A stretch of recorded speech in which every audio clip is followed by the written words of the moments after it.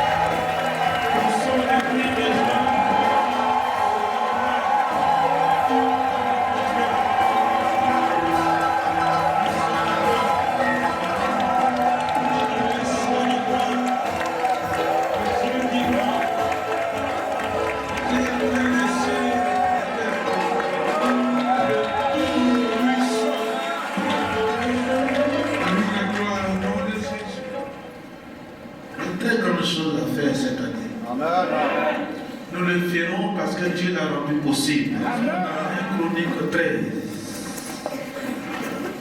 1 Chronique 13, verset 2 à 11.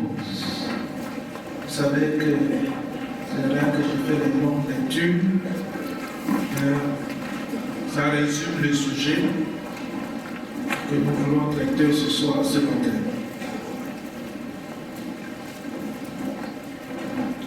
1 Chronique 13, verset 2 à 11. Et David dit à toute l'assemblée d'Israël, si vous le trouvez bon, et si cela vient de l'Éternel, notre Dieu, envoyons de tous côtés vers nos frères qui restent dans toutes les contrées d'Israël et aussi vers les sacrificateurs et les Lévites dans les villes où sont les banlieues afin que se réunissent à nous. Et ramenons auprès de nous l'arche de notre Dieu, car nous en sommes pas occupés du temps de Saül. Toute l'assemblée décida de faire ainsi, car la chose parut convenable à tout le peuple. Vous suivez? La chose, je vais vous entendre. Il faut souligner, c'est important.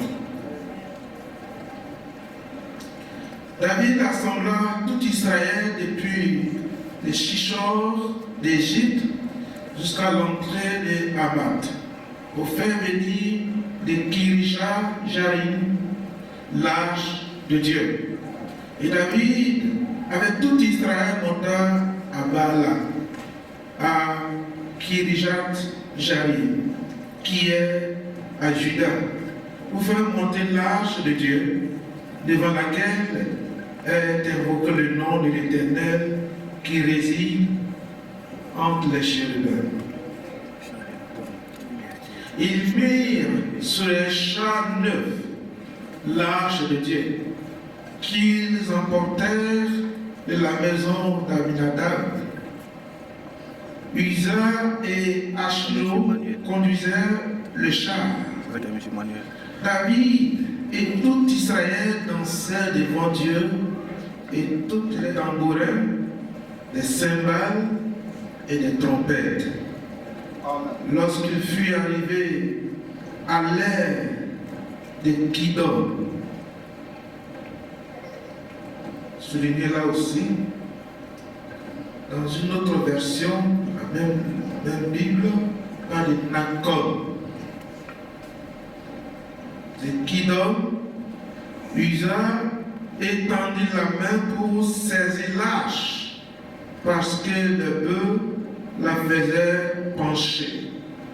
La colère de l'Éternel s'enflamma contre Uza, et l'Éternel le frappa parce qu'il avait étendu la main sur l'arche.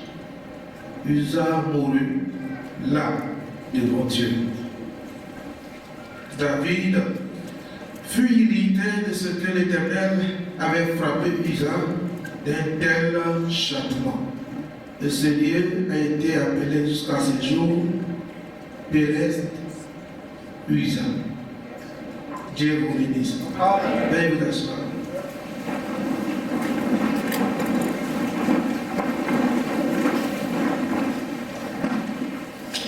Répétez après moi, Nachon.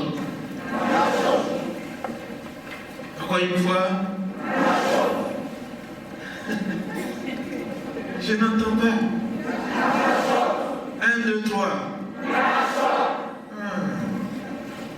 Amen. N'ayez pas peur de faire sortir la voix. Amen. Gloire à Jésus. Je ne vais même pas m'intéresser de ce qui s'est passé ici parce que ce n'est pas important pour moi. Amen. Ce matin, je veux aller encore un peu plus loin avec vous. Comme l'évêque l'a dit, en s'inspirant du message du 31, l'année de maturité. Nous sommes matures. Et des hommes matures, c'est à ces hommes qu'on confie une responsabilité. Et Dieu nous disait qu'aussi longtemps que l'héritier demeure enfant, il n'est pas différent d'un esclave. Il est sous tuteur des administrateurs. Jusqu'à ce que le temps arrive. Et le temps de Dieu est arrivé. Amen. En nous envoyant Jésus-Christ pour nous délivrer et nous sauver. Et en Christ, nous avons reçu l'adoption. L'adoption, comme ça a été défini ici le 31, dans le texte grec, adoption signifie utésias, c'est-à-dire donner la place à un fils, pas à un enfant. Donner la place à un fils ou donner la place à un héritier. Car le temps est arrivé où les enfants quittent dans leur état d'enfantillage pour devenir des fils afin de pouvoir gérer l'héritage. Et c'est ce que vous êtes ce matin. Amen. Que Dieu vous bénisse. Amen. Maintenant que nous sommes matures, nous devons savoir que la maturité demande encore un autre niveau d'adoration. Un autre niveau de la marche de Dieu. Être plus intime avec Dieu ou être dans l'intimité de Dieu.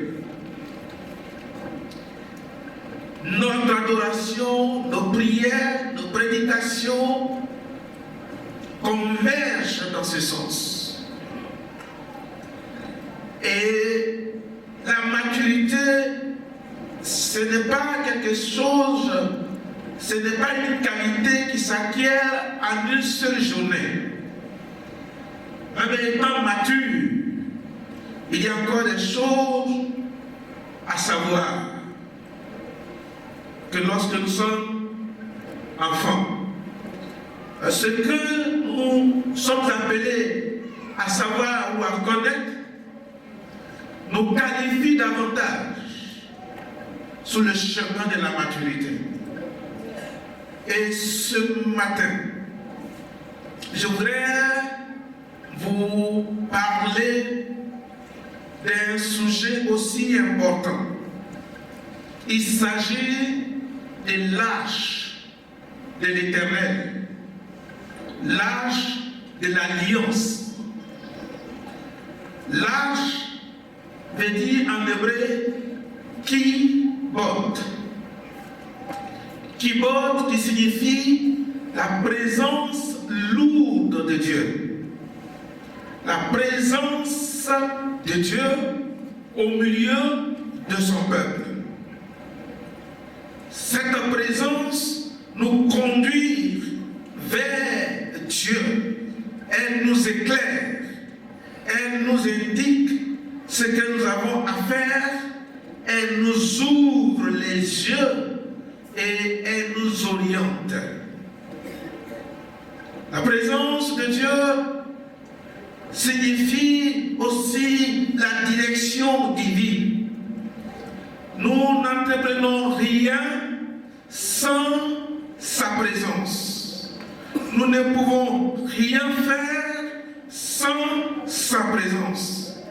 Un culte, quel que soit l'enthousiasme, sans la présence de Dieu, n'est pas différent d'un match de football, même si on prend la Sainte-Seine, la présence de Dieu, plutôt lâche, symbolise cette présence lourde, efficace et puissance de Dieu au milieu de son peuple. Mais pendant la marche du peuple avec Dieu, ils ont failli. Et lâche, le premier roi d'Israël, ne s'est pas occupé. Lâche doit être au milieu du peuple. Les sacrificateurs continuaient de faire des sacrifices, les Lévites également, mais il n'y avait pas au milieu de lâche, c'est-à-dire la présence de Dieu. Et David a eu la pensée, car il sait qu'on peut tout faire. On peut assembler des milliers de personnes. On peut même prophétiser. Mais sans la présence de Dieu, la prophétie n'a pas de sens. Elle est charnelle. Elle ne vient pas de Dieu. On peut prêcher avec éloquence, vivacité, avec toutes les qualités qu'on peut avoir, peut être un grand orateur dans l'église. Mais si c'est en dehors de la présence de Dieu, ça ne donne rien à l'âme. Peut-être à l'intelligence. Mais ce n'est pas l'intelligence qui est sauvée ici. C'est l'âme qui est sauvée. C'est l'âme qui va au ciel après la mort. On n'ira pas au ciel d'après notre connaissance et notre intelligence. Et David dit, bon, écoutez, il faut ramener l'arche de Dieu au milieu de nous. Dites Amen. Amen. Et alors, qu'est-ce qu'il va faire? Il dit, ramenons auprès de nous l'arche de notre Dieu, car nous ne nous en sommes pas occupés du temps de Saül. Toute l'assemblée décida de faire ainsi, car la chose parut convenable à tout le peuple. D'accord? C'est convenable. C'est acceptable. Donc c'est faisable. Qu'est-ce que David va faire? David va fabriquer des chars. Des chars neufs. Et il va mettre le char sur le dos d'un bœuf. Et ils ont vu le bœuf avancer. Et pendant qu'ils avançaient, tout Israël, dit la Bible, chantait avec tout ça.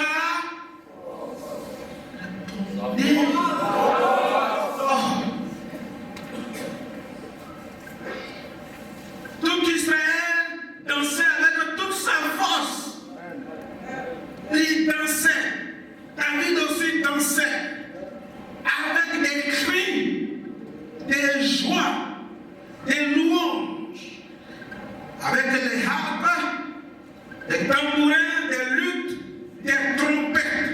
C'est-à-dire tout ce qu'il faut lorsque la présence de Dieu est là, tout ce qu'on doit faire pour se réjouir, tout y était. Amen. Et pendant qu'ils marchaient, ils sont arrivés à un lieu qu'on appelle Kidon. Kidon, dans une autre tradition, veut dire Nakon.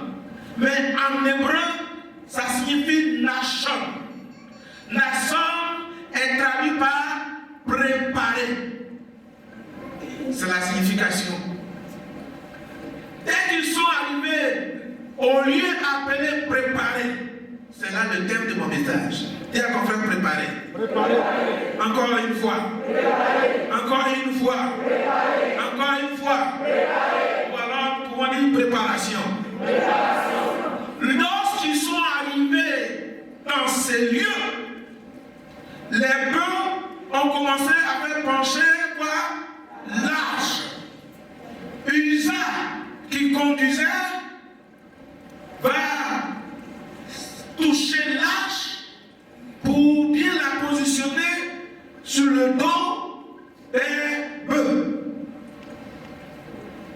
Il ne faut pas le faire. Naturellement parlant, qui a-t-il des mal en faisant cela? Hein? Est dédié à aller positionner l'arche que le bœuf faisait tomber, n'est-ce pas? Ok. Suivez-moi bien. Amen. Dans les 5 livres de Moïse, le bord de l'arche a été confié aux Lévites et non au peuple.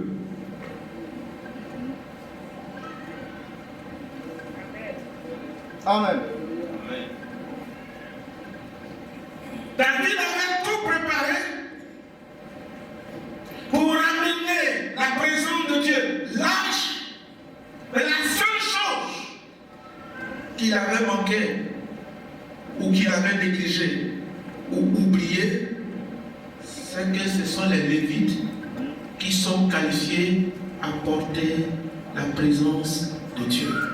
Les Lévites sont des porteurs de la présence de Dieu. Et d'où est-ce que Dieu va les corriger? Il va les corriger à l'endroit exactement où on appelle préparer. Ça veut dire quoi? Ils ont tout fait. Ils dansent, ils sautent, ils prophétisent, ils disent l'éternel au milieu de nous. Mais ils n'étaient pas prêts.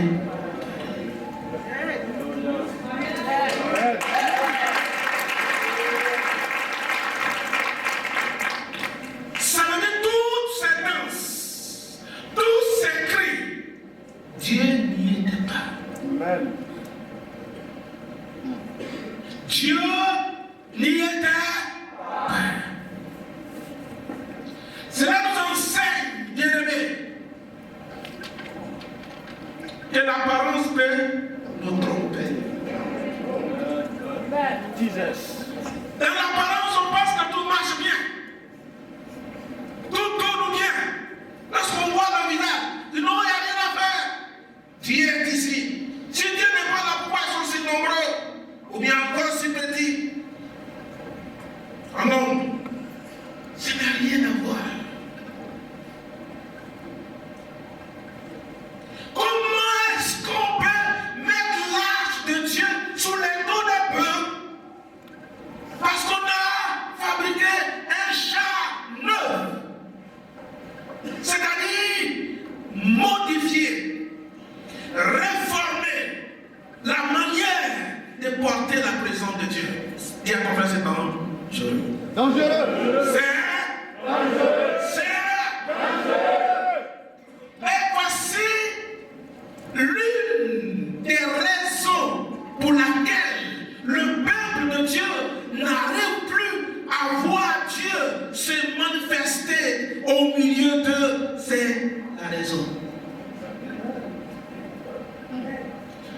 Nous sommes tous sauvés. Nous sommes tous sanctifiés. Nous sommes tous remplis, entre guillemets, du Saint-Esprit. Mais tous ne sont pas qualifiés à porter la présence de Dieu. Je suis désolé de vous dire la vérité. Et voyez-vous, la plupart de vos problèmes surviennent parce que vous êtes instables. Les gens se promènent, hein, et ils vont partout. C'est vrai, souvent vous avez raison. Parce que vous n'avez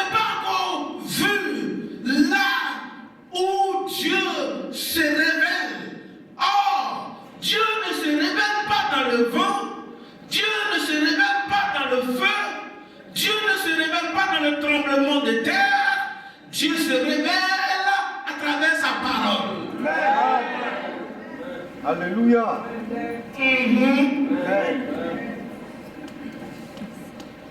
La vraie parole de Dieu prêchée selon la parole.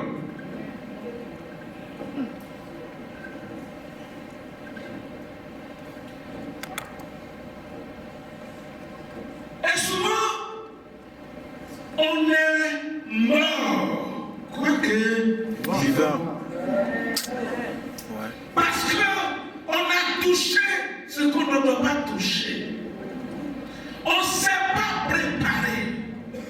On n'est pas préparé à accueillir la présence de Dieu. On n'est pas préparé à toucher le cœur de Dieu. On n'est pas préparé à recevoir la gloire de Dieu. Oh, ce qui fait la force du chrétien, ce n'est pas seulement le rassemblement. Ce qui fait la force du chrétien, c'est lorsqu'il est dans la présence de Dieu. Yes. Pas seulement dans les temples, mais dans votre chambre, à la maison, dans votre cuisine, dans votre bureau. Yes. Vous devez savoir que vous êtes dans la présence de Dieu. Autour de vous est rempli de la présence de Dieu. Et même pour cela, il faut être préparé. Bref, mes frères et sœurs, je vais vous dire que la puissance de Dieu, ce n'est pas une puissance qui vient comme on conduit une voiture où il faut passer la première vitesse, deuxième, troisième, quatrième, jusqu'à septième. C'est pas ça. Il faut se préparer. Même si vous attendez un miracle, il vous faut être préparé. Si vous attendez l'exaucement d'une prière, l'un de vos sujets, si vous ne vous êtes pas préparé et que la chose arrive, ça sera une malédiction pour vous. La bénédiction demandée peut devenir un sujet de chute. Amen. C'est possible. L'âge n'a pas pour but de tuer. La présence de Dieu ne vient pas pour tuer. Vous savez que lorsque cet âge, l'âge est au milieu du peuple de Dieu, partout où ils vont, quand ils sont en contact avec Dieu, il y a eu des victoires partout. La présence de Dieu donne la victoire. C'est dans sa présence que nous avons la victoire. C'est dans sa présence que nos prières sont exaucées. C'est dans sa présence que les malades, les démoniaques sont délivrés et guéris. C'est dans sa présence ferait un chemin là où il n'y a pas de chemin. Là où les choses sont bloquées, sa présence débloque tout. Là où les gens sont rebelles, sa présence les rend dociles, obéissants, respectueux. La présence de Dieu amène les âmes dans l'église. La présence de Dieu révèle qui est Dieu. Au nom de Jésus-Christ de Nazareth, tout ceci se prépare. Arrivé à Nachon, Dieu va aller prouver qu'ils ne se sont pas préparés. Donc, maintenant que nous sommes dans l'année de la maturité, notre adoration doit changer. Notre louange doit changer. Notre prière doit changer. Notre mentalité est obligée, dis après moi, est obligée de changer. C'est obligatoire qu'elle change. Si nous voulons être matures, quand on ne se prépare pas, et qu'on avance parce qu'on a jeûné et prié. On a reçu quelques révélations. Dieu est ici. Ça ne signifie rien. Si cela n'est pas fait de la présence de Dieu, les chrétiens, ils prient jour et nuit. C'est bon. Tout cela. Ils vont adorer la mer. Ils s'asseyent devant la mer pendant 3 jours, 3 nuits sans dormir pour s'attirer des démons. Mais sans la présence de Dieu, c'est inutile. Ils s'en vont en enfer de toute façon. Voyez-vous, chrétiens, le temps est arrivé pour que les choses changent. Le temps est arrivé afin que ta vie soit un symbole. Des hommes, là tous viennent. Ils viennent pour se prosterner. Ils viennent déposer les calages. Ils viennent pour déposer les roquettes. Ils viennent pour déposer les fétiches. Les allumettes sont brûlés dans la présence de Dieu. Quelqu'un peut dire Alléluia.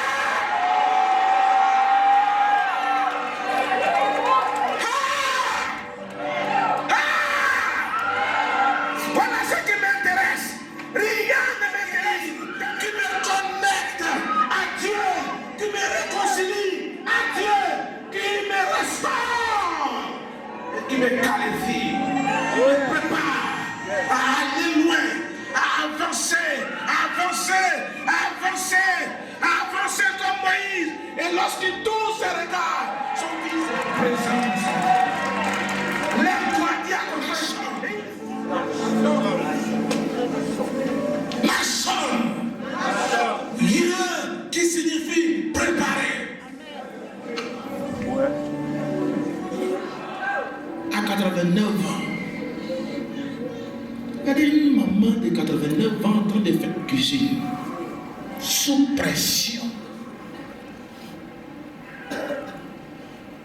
Je suis une femme, moi je ne rentre pas là-bas. Ok, c'est pas grave. Mais ne m'invitez pas aussi dans cette chambre parce que je n'y entrerai pas. Ça, c'est votre affaire. 89 ans, Dieu et son mari aussi, il est en train de tuer là-bas un agneau sans défaut pour recevoir les anges. Elle, je ne sais pas si elle avait calme ou pas, sans murmurer comme ça, on va se séparer. Ce n'est pas dans le langage des femmes qui cherchent quelque chose avec Dieu. Non, ça c'est le langage des enfants qui ne peuvent pas, ils ne peuvent rien hériter dans la maison de Dieu. Elle s'élève, elle prépare. Les anges savaient qu'elle était vieille, mais la promesse n'a jamais vieilli. Elle vient, elle dépose. Pendant qu'il mangeait, elle est rentrée dans la cuisine. Et après avoir fini de manger, un d'entre eux lui demande où est Sarah, ta femme? Où est Sarah? Elle n'a pas dit où sont tes troupeaux. On n'a pas demandé combien de troupeaux tu as, combien d'âmes tu as, combien de voitures tu as. Mais elle a demandé après une seule femme, une seule personne. Où est Sarah? J'ai une parole. Namash. Où est ma femme manger? Sarah, ta femme, embrassera un fils. Il est l'éternel des armées. Il est le roi des rois. Il est celui qui dit la chose arrive. Il prononce une parole et son esprit les rassemble. Il a parlé.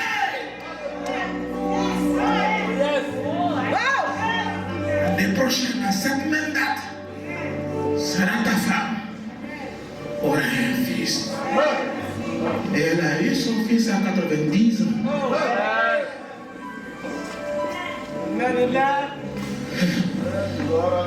Ça veut dire qu'elle a préparé. Prépare vite. Fais cuire vite. Donc la gloire, pour recevoir une gloire, il faut se préparer. Et nous, dans le monde, tout est difficile. Mais il faut commencer. Il faut affronter. Il faut avoir la volonté de réussir.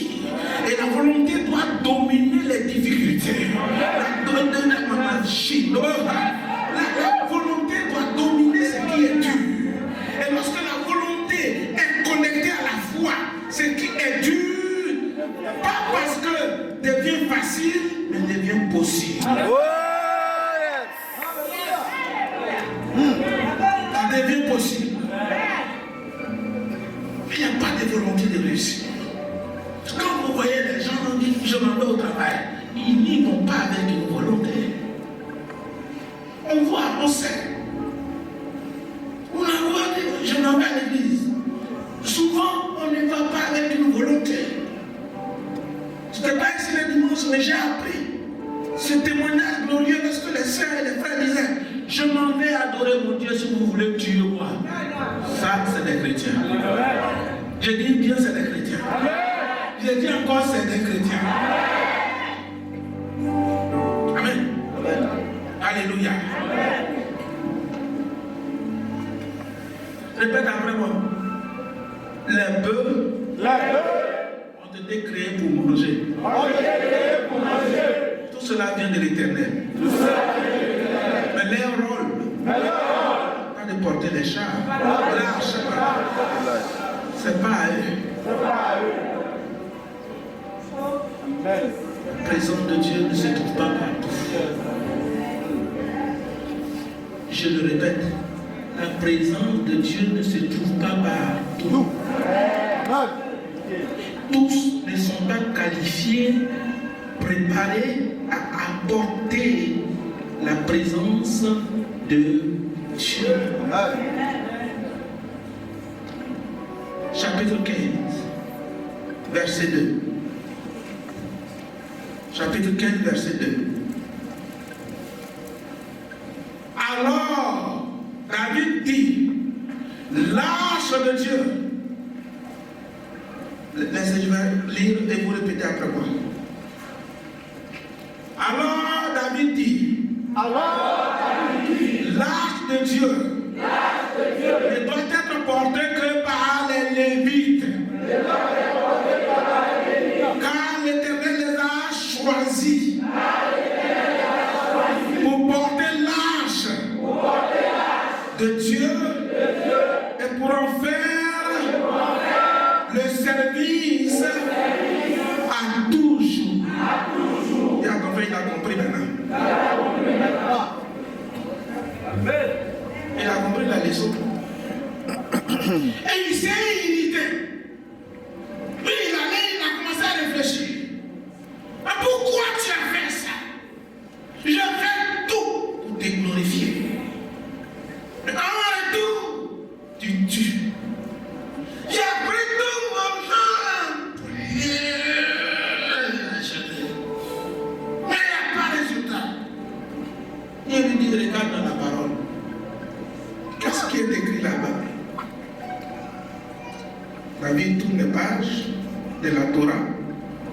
À l'époque, c'est parchemin. Écrit sur les pierres. Il trouve là où il dit que pour porter les arches, il faut les lévites. Le porte sous les épaules et sous le dos d'un peu. Tu m'aimes bien, moi aussi je t'aime. Mais je ne change pas ma manière d'agir. Dit Dieu. Tu dois tout faire pour te conformer à ce que tu vois. Alléluia.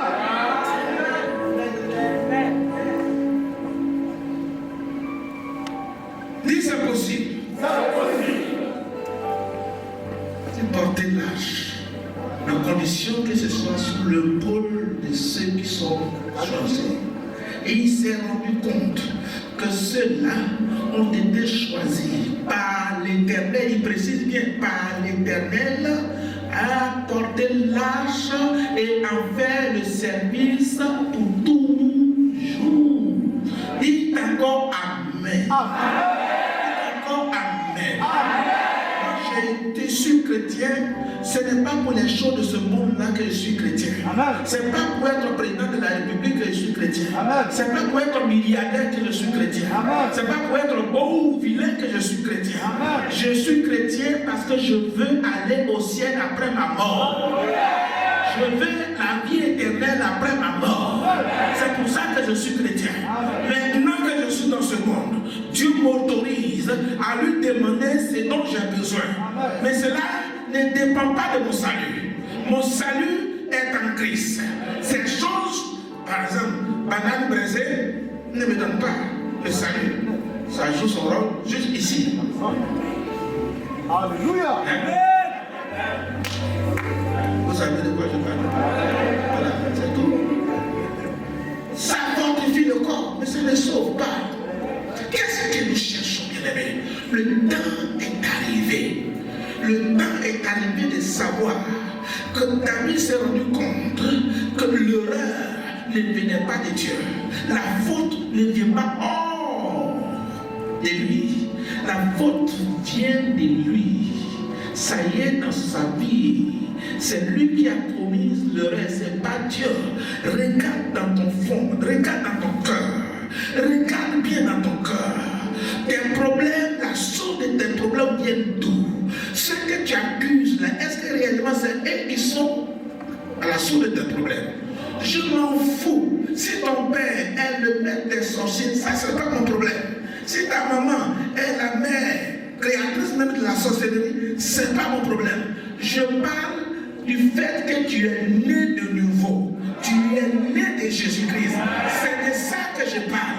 Je m'en fous de la sorcellerie. C'est pas mon problème. Je ne suis pas un chercheur des sorciers.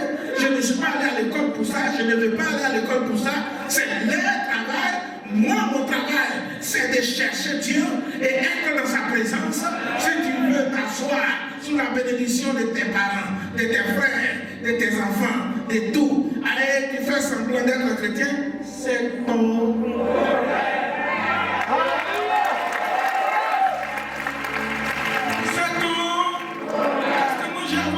mais erreur. Si tu veux venir ici, je te tue. Alléluia. Je te tue. Pas avec l'épée. Une seule parole. Je te tue. Voilà. Alléluia. Parce que tu ne peux pas détruire ta famille à toi et tenter de venir détruire la mienne. Toi, tu es qui? Où suis-je?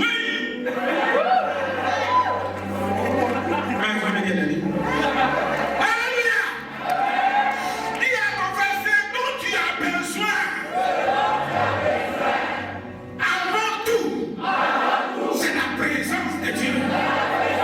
C'est la puissance de Dieu. Et pour ça, il faut que tu te prépares. Prépare-toi. Parce qu'elle arrive. Parce qu'elle arrive. Prépare-toi. Prépare-toi. Pour recevoir la présence.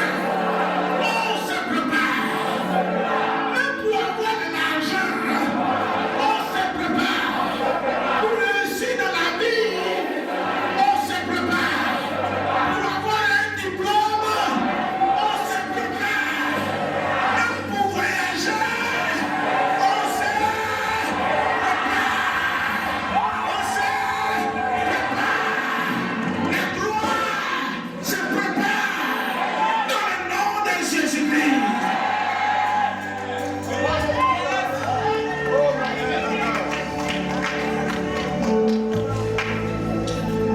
Ne va pas là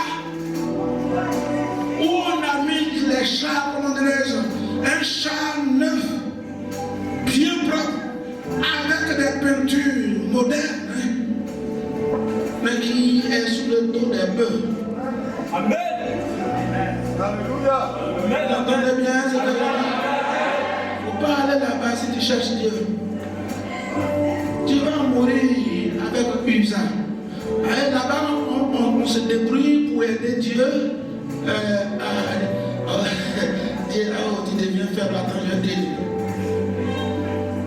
Tu vas mourir. Va là où on prêche Christ. Va là où on prêche Christ. Va là où la parole révélée est prêchée. Va là-bas. C'est là que se trouve. D'abord, même à l'intérieur des âges, il y a quoi? Qu'est-ce qui se trouve à l'intérieur? Hein? La loi, c'est-à-dire la parole. Et la canne de qui? Les 10 commandements signifie la parole. La canne, il faut un berger. Signifie le commandement. Si vous n'avez pas tout cela dans l'église, c'est dangereux. Amen. À cet âge, à l'âge de maturité, on ne fait pas culte n'importe où. Même si celui qui prêche la chemise blanc, comme la chemise de mon frère, ce n'est pas chemise blanche qui envoie au ciel. Amen. Je vais prier pour vous.